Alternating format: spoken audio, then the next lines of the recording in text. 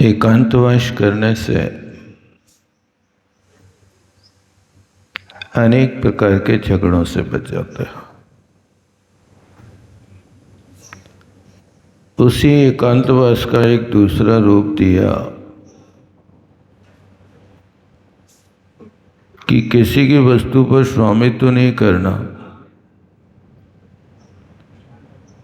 उस वस्तु पर आवास करना जहां पर लोग अपना स्वामित्व छोड़ चुके हैं।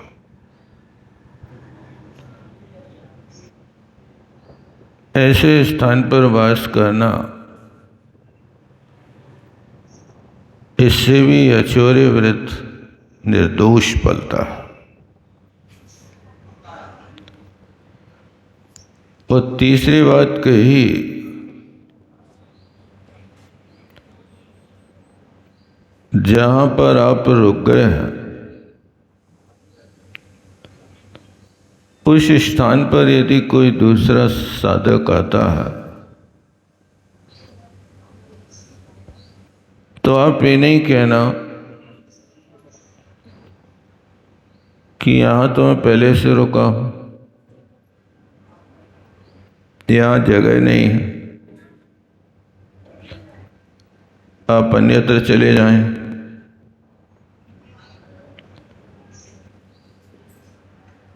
ऐसी भाषा का प्रयोग नहीं करना।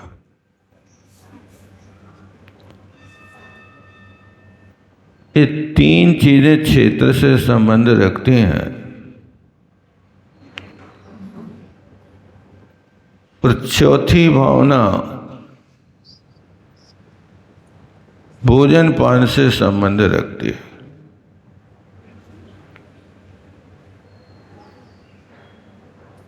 ये बाहरी क्रिया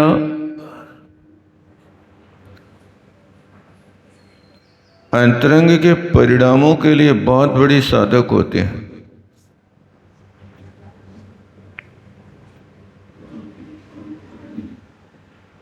यदि आप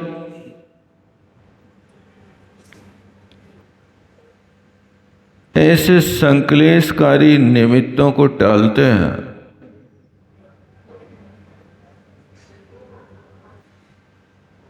तो कहीं कोई झगड़े होने की बात नहीं आती है।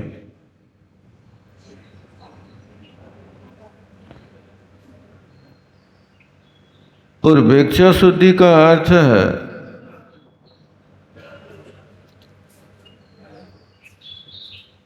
कि जिस भोजन से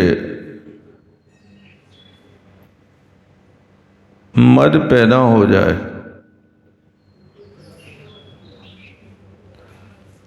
इंद्रियां उन्मत्त हो जाएं,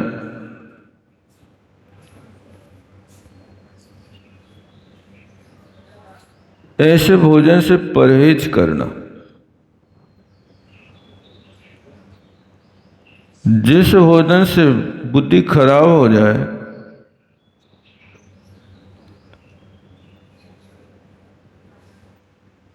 जिसके कारण घोर विप्लव मच जाए,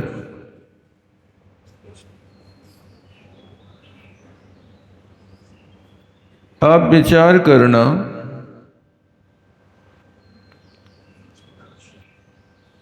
यादव कुमारों ने जंगल में बिना विचार किए और बिना स्वाद लिए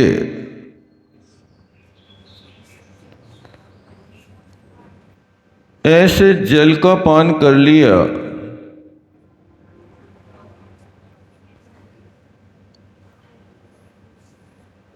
जो पानी के रूप में था,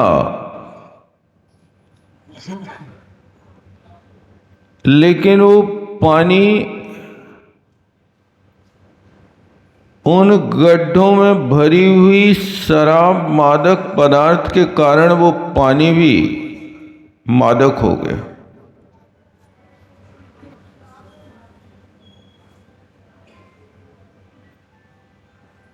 अब उस पानी को पी लिया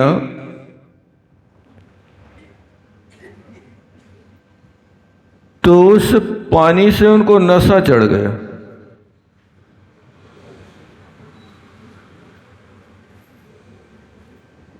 उस नशे में धुत भी यादव कुमार वन से गांव की ओर अपने नगर की ओर आ रहे थे।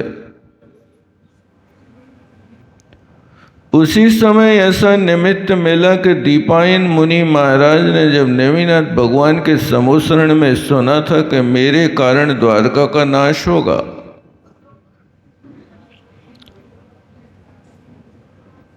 तो उनने कहा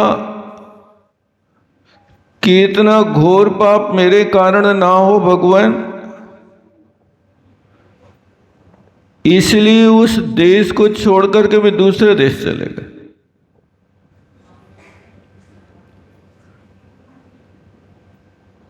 अभिप्राय अच्छा था, लेकिन होनी को कौन टाल सकता है।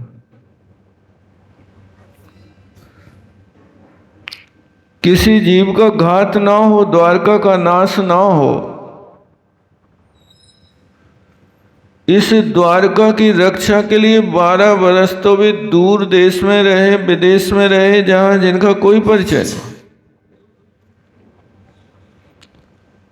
लेकिन आज मन में ये उत्सुकता हुई कि भगवान ने कहा था कि 12 वर्ष में द्वारका नाश होगी,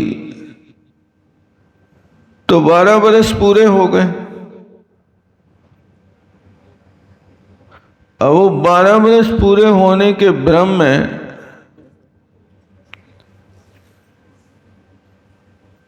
वर्षों की गिनती तो करी,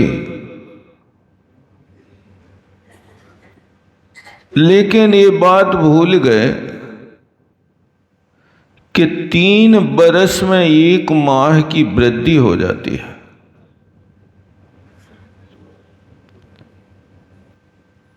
अब 12 वर्ष तो पूरे हो गए, लेकिन 4 माह की वृद्धि 12 महीने में हुई, इस बात को भूल गए।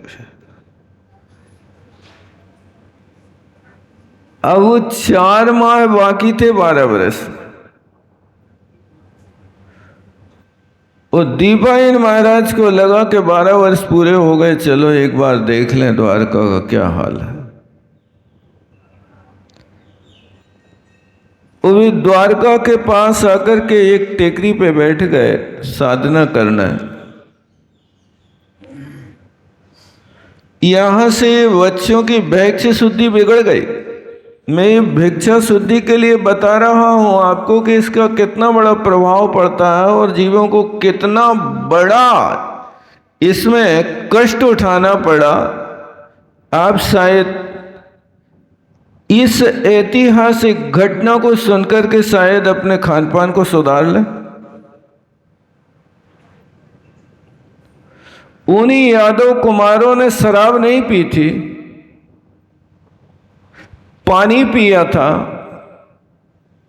और आप विचार करो कि 12 वर्ष जंगल में रहने वाले उस गड्ढों में भरी शराब, 12 वर्ष में वे गड्ढे धुल नहीं सके। उस शराब का पानी समाप्त नहीं हुआ। कितनी नशीली वस्तु है कि जो अपना नशा 12 वर्ष तक देते जाती है, फिर भी लोग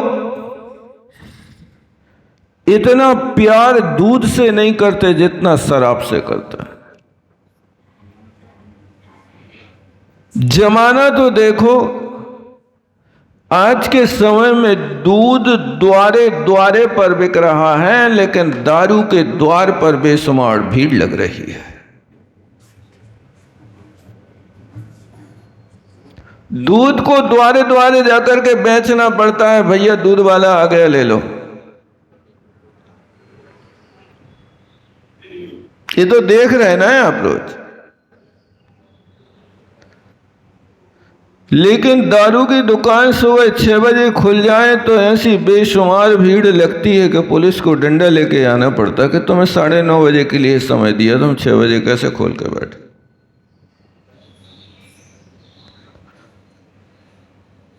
ये बुद्धि में इतना विभ्रम आ गया कली काल में, इनको कुछ समझ में नहीं आ रहा लोगों को। 12 वर्ष पहले फेंकी गई शराब आज उन यादव कुमारों ने भैक्ष शुद्धि का ध्यान नहीं रखा, और वे यादव कुमार कोई ऐसे शराबियों के घर के नहीं थे। तीर्थंकर परमात्मा के घर के वे नाती बराती थे। नेमिनाथ भगवान के वंशज थे, कोई दूसरे नहीं थे। अब आप विचार करो कि जिस कुल में, जिस परिवार में एक पिता की संतान तीर्थंकर हो, दूसरे पिता की संतान अर्धचक्री हो, कृष्ण जैसे बेटे हों, बलभद्र जैसे बेटे हों, और एक पिता की संतान कामदेव जैसे व्यक्ति हों, ये सारे के सारे पुण्य पुरुष एक घर में पैदा हो, और उसी घर के बच्चों ने भिक्षा शुद्धि का पालन नहीं किया, उच्च भिक्षा शुद्धि का पालन नहीं किया, और वो उन्हें शराब का सेवन कर लिया। शराब तो नहीं था, पिया तो पानी था, लेकिन उसकी अनुभाग शक्ति इतनी तीव्र थी कि 12 वर्ष के बाद भी लोगों को शराब के नशे की तरह धुत कर दिया, और वे झूमते गामते अपने गांव को आ रहे थे, नगर की ओर आ रहे थे, और दीपायन दिख गया। उस शराब के नशे में भिक्षा शुद्धि ना होने के कारण उनने एक आयतन का घात करना शुरू कर दिया। विचार करो कैसी बुद्धि है कि जिनके घर में साक्षात तीर्थंकर उत्पन्न हुए हो, और जिनके घर में तीर्थंकर के उत्पन्न होने पर 4 कल्याणक मना लिए गए हों, उसी तीर्थंकर के संबंध में रखने वाले दीपायन मुनि जैसे आयतन को देख करके उन कुमारों की बुद्धि बिगड़ गई। क्या कर सकते हैं? प्राय समापन्न विपत्ति काले धियोपि पुंसा मलिन भवन्ति। जब विपत्ति का काल आता तो महापुरुषों की बुद्धि भी मलिन हो जाती, काम नहीं करती है। और फिर उस नशे में आकर के उनने आयतन का घात कर दिया। मुनि महाराज के लिए बहुत अवसर किया, इतना घोर अवसर किया कि मुनि महाराज सहन नहीं कर सके, और फिर इसके कारण इतना बड़ा विप्लव हो गया। आपसे कोई पूछे कि द्वारका के दहन का कारण क्या है, तो आप कहना कि द्वारका के दहन का कारण भिक्षा शुद्धि का पालन नहीं हुआ, इसलिए कारण। ये मत कहना कि दीपायन कारण है, ये मत कहना कि वहां के जो यादव कुमार हैं वे कारण हैं। बस एक मूल कारण है कि भिक्षा शुद्धि नहीं हुई। उस भिक्षा शुद्धि के कारण इतना बड़ा घोर उपसर्ग हो गया कि जिनने एक भोजन पान अशुद्ध करने से, कहते हैं 56 करोड़ यदुवंशियों को आग के भीतर होम कर दिया।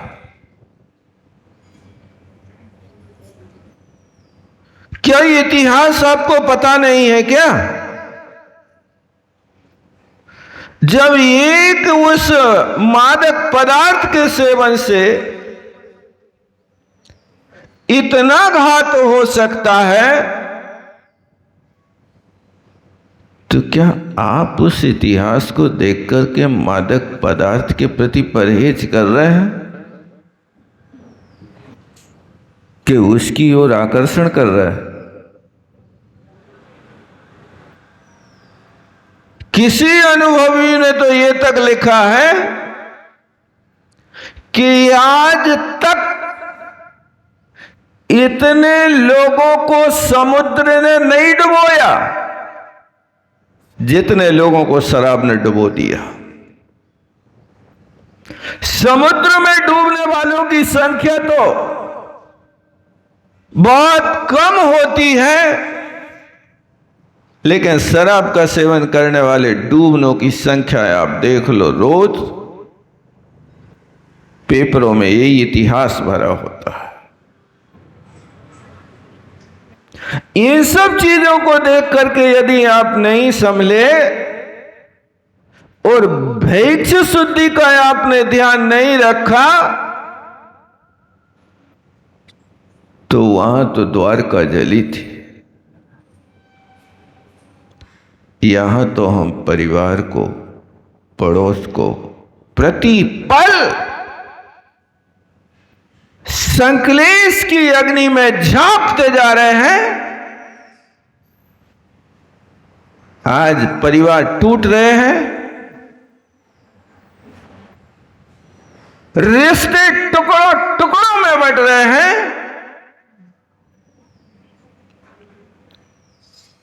कोई किसी के साथ रहना पसंद नहीं करता। पाणी ग्रहण होने के पहले वादा हो जाता कि अकेले रहोगे।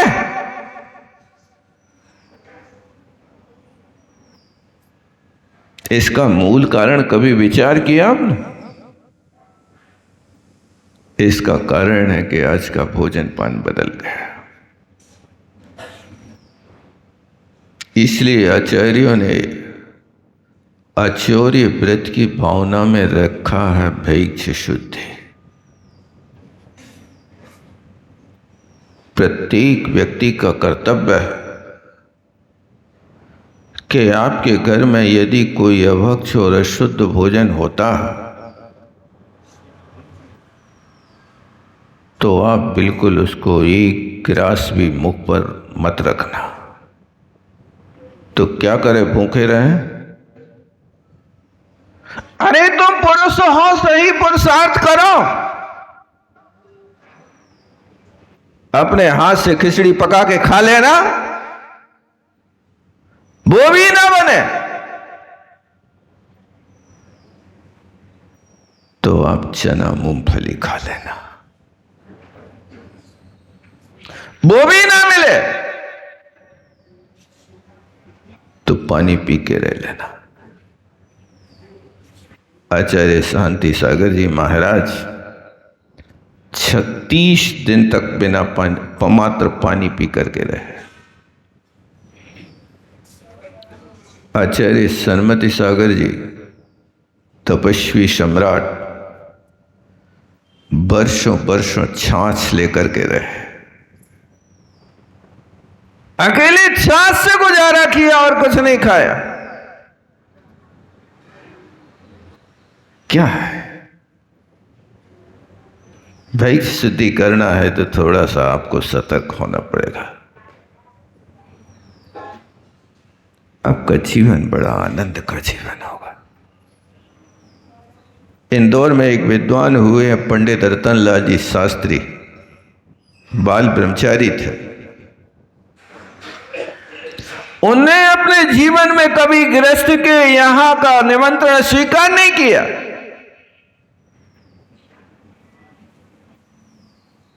क्यों? भैक्ष शुद्धि नहीं पलती है। यदि किसी व्यक्ति के यहां भी निमंत्रण को खूब प्रेशर दे देवे लोग तो उसके घर में जाकर के सबसे पहले वे पानी को छन्ना देखता है। पानी छानने का छन्ना तुम बताओ, इससे हम परिचय कर लेंगे कि तुम्हारा भोजन कैसा बनता है। और उनको यदि पानी का छन्ना पसंद नहीं आया तो वे कहते थे भैया हाथ जोड़ो पिंड छोड़ो, हम अनुकूल नहीं पड़ता। अपने जीवन भर या तो हाथ से बना के खाई, या एक ऐसी धर्म माता के जिस माता ने उस भिक्षा शुद्धि के अनुसार पालन करके और उन पंडित जी को भोजन करा देते थे।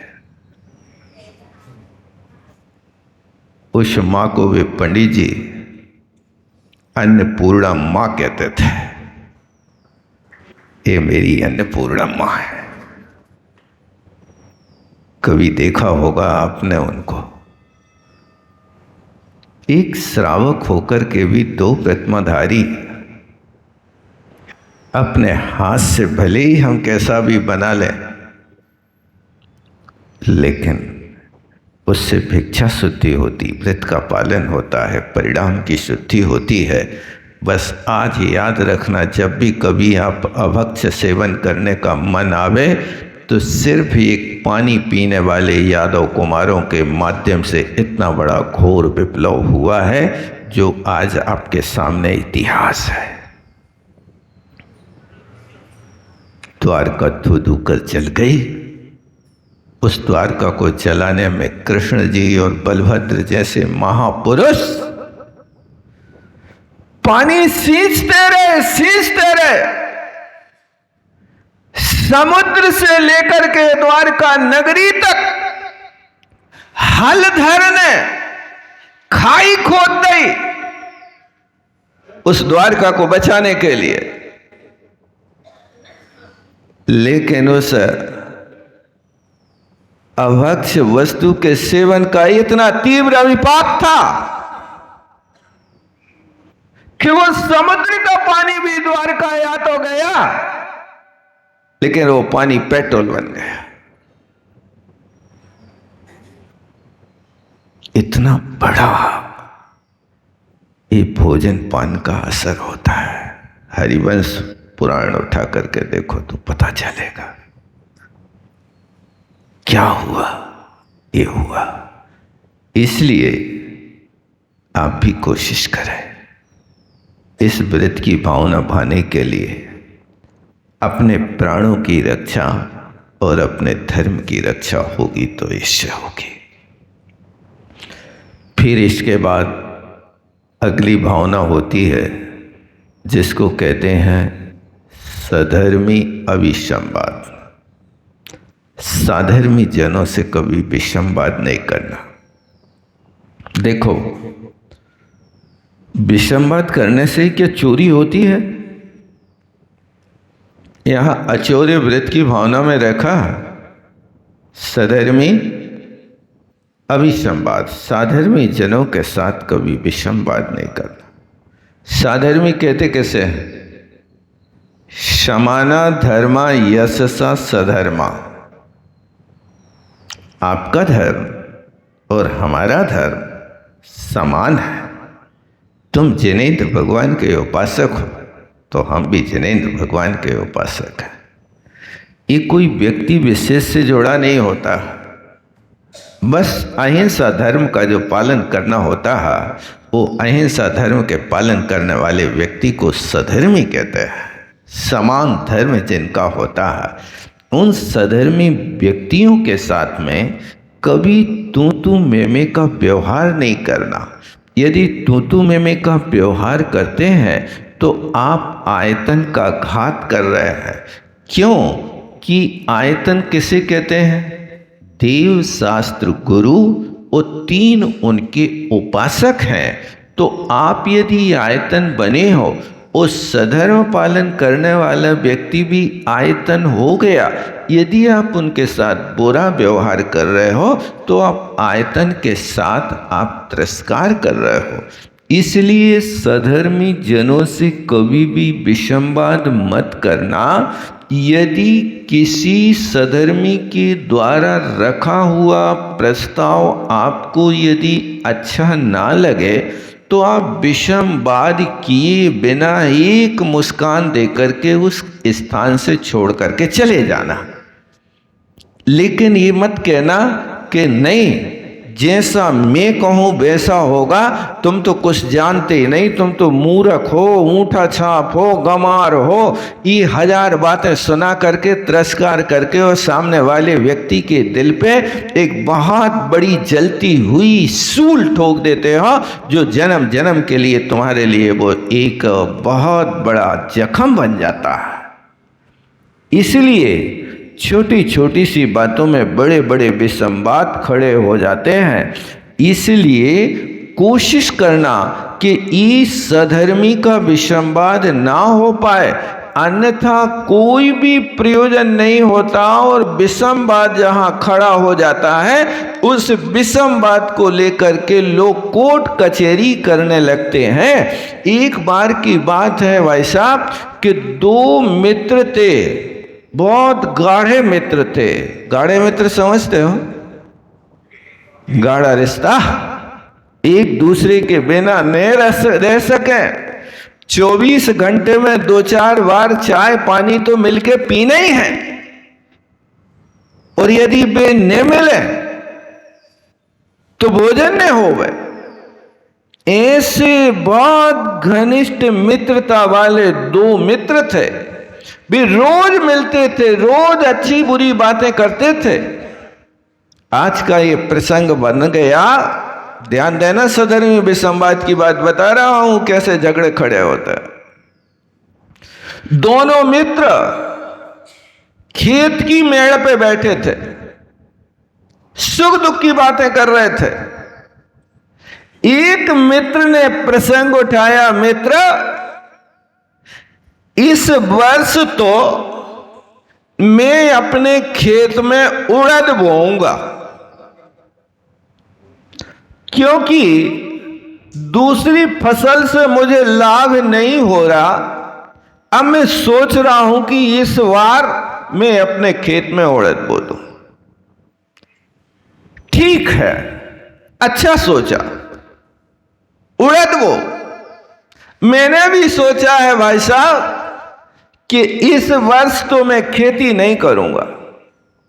इस वर्ष तो मेरी भावना है कि मैं भैंसियां खरीद करके वो दूध बेचूंगा, वो दूध की नदियां बहेंगी तो मैं बहुत सुखी हो जाऊंगा। मैं तो इस वर्ष भैंसें खरीद रहा हूं। तुम भैंसें खरीद रहे? भैया संभाल कर रखियो, तुम्हारी भैंसें हमारे खेत में नहीं आ जाए। अब गाढ़ी मित्रता, एक दूसरे के बिना रह नहीं पा रहे। देखो सधर्मी विसंवाद की जड़ कहां से पैदा होती है। अभी तक तो सब कुछ ठीक है, अभी निषेधात्मक बात आ गई और उसने कहा कि तुम्हारी भैंसें, तुम भैंसें तो ले रहे हो, लेकिन तुम्हारी भैंसें हमारे खेत में नहीं आ जाए।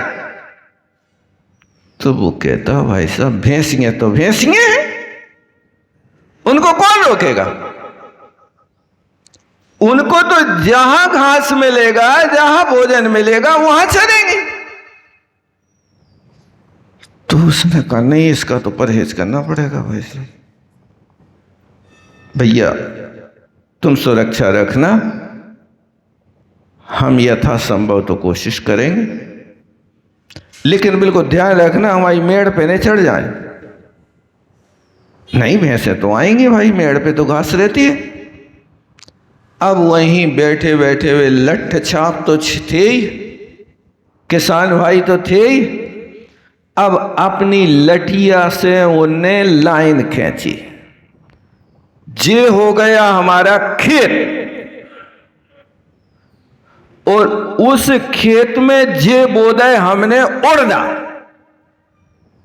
और उस खेत में जे हो गए इतने बड़े बड़े उड़दा। अब हमने बाड़ी लगा दी, अब आए तुम्हारी भैंसें कैसे आते। सो उसने भी कहा जे खरीद लें भैंसें, और जे लाए हम भैंसों को खेत में चरा दे। और यहां पर वे भैंसें आगे बढ़ते बढ़ते जैसे ही उसकी लाइन को उल्लंघन इसकी लाठी ने कहा कि जी आ गई भैंसें। बस इतना कहना था कि भैंसें खेत में घुस गई और दोनों एक दूसरे से लिपट गए और घनघोर युद्ध हुआ। मित्र हैं, सदर्मी विसंवाद देखो कैसे होता। अब भी दोनों खूब लड़े, हाथ पैर टूट गए। अब बातें पंचों पे पहुंची। पंच याद करो, पंच बैठे और पंचों को दोनों ने सुनाई। तो पंचों ने कहा, भैया मामला तो कठिन है। कल तुम्हारे खेत पे पंच लोग चलेंगे और देखेंगे कि तुम्हारे कितने उड़दा खाए और कितनी भैंसियां आई। कहाँ है तुम्हारा खेत, कहाँ है तुम्हारे उड़दा? तो बोले, ने तो अभी उड़दा बोए, ने भैंसें खरीदी, फिर क्या खा गए? ये सदर्मी विसंवाद है। यही जिसको आप लोग पढ़ते हो, सूत ने कपास जुलाहों से लठा लठा,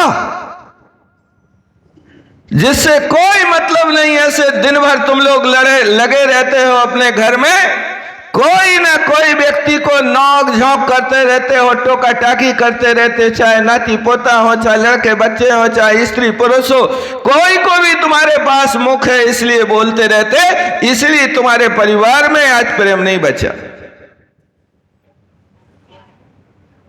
कोशिश करो अचौर्य व्रत की भावना को पालन करने के लिए। सधर्मी विसंवाद, किसी के साथ भी संवाद मत करो, किसी को कोई टोका टाकी मत करो। यदि कोई व्यक्ति तुम्हारे पास आकर के सलाह ले तो मिष्ट वचनों में सलाह देना। आपकी पत्नी आपसे पूछे कि आज भोजन में क्या बनाना है, बस आप तो प्रेम से कहना, हे श्री देवी, आप तो यदि उड़दों के छिलके भी खिला दो तो मुझे वे अमृत रस जैसे लगते हैं, आप तो जो बनाए स्वीकृति है मेरी। विसंवाद खत्म हो जाएगा। लेकिन विसंवाद वहां खड़ा होता है, पति कहता ठड़ूड़ा बना, वो कहती है नहीं मिर्ची के भजिया बनेंगे। आज तो हो गया विसंवाद खड़ा। अब ना हम ठड़ूड़ा खाएंगे ना भजिया खाएंगे। क्या करोगे? अनशन ठान बैठे, ये तुमने अचौर्य व्रत को निर्दोष नहीं पालन किया। समय हो रहा है। बोलो आचार्य गुरुदेव सागर महाराज। जावाणी के ज्ञान सूझ लोकालो, सोवाणी मस्तक धरो सदा। हे जिनवाणी भारती तो है जपौन रहे, जो तेरो शरणागत है सो पावे सुख चैन। देव भजो अरहंत को गुरु सेवो निर्ग्रहण, दया धर्म पालो सदा यही मोक्ष।